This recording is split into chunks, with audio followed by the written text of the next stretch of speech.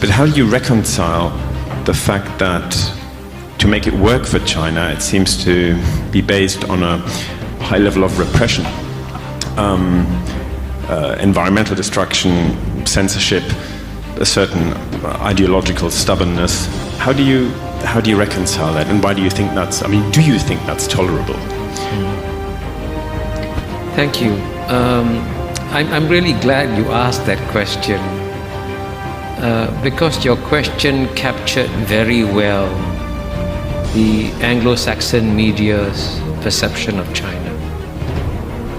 And I would suggest to you very bluntly, there is a distorted perspective of reality.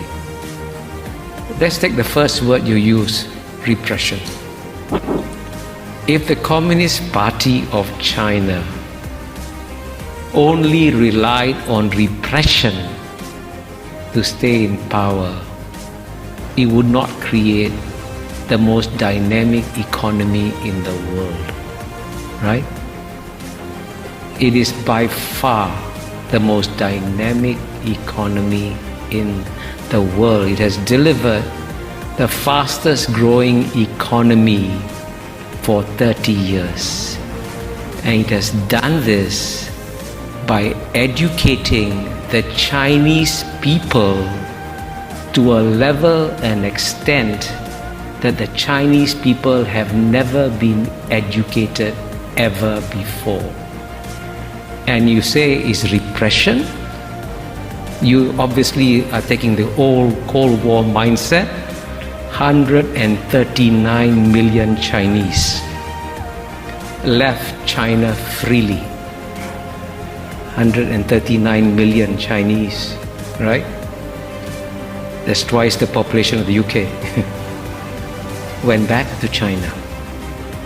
So all your description, when you say environmental degradation, China's climate change policies are far more responsible than those of the United States, which has not once, but twice withdrawn from global environmental protocols.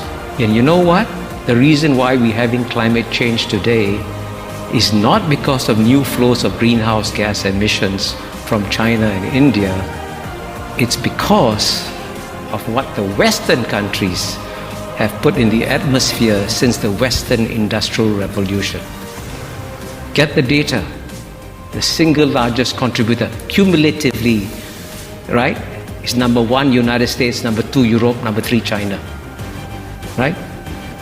And the West wants China to pay an economic price for the current flows, but the West doesn't want to pay an economic price for what it put in the atmosphere.